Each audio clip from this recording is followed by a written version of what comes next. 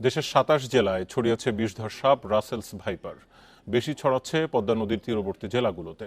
এই তথ্য সরকারের ভেনম রিসার্চ সেন্টারের। গবেষকরা বলছেন অনুকূল আবহাওয়ার কারণেই ছড়াচ্ছে রাসেলস ভাইপার। এই সাপের কামড়ে ১.৫ বছরে শুধু রাজশাহী মেডিকেলে মারা গেছে অন্তত ১৮ জন। রাসেলস ভাইপার বা চন্দ্রবোড়া সবচেয়ে বিষধর সাপগুলোর অন্যতম। বহু বছর দেখা না গেলেও ২০১২ সালের পর বরেন্দ্র এলাকায় চোখে পড়ে রাসেলস ভাইপার। সবচেয়ে বেশি ছড়িয়েছে চাঁপাইনবাবগঞ্জ ও রাজশাহীতে। মূলত পদ্মা অববাহিকায় চাঁদপুর, মাদারীপুর, মানিকগঞ্জ এমনকি ঢাকাতেও দেখা মিলেছে রাসেলস ভাইপারের।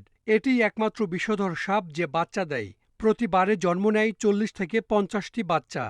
কিছুটা অলস প্রকৃতির রাসেলস ভাইপারের প্রধান খাবার ইঁদুর, ব্যাঙ, পোকামাকড়। তাই ফসলি জমিতে দেখা যায় বেশি। ফলে আতঙ্কে অনেক এলাকার কৃষক।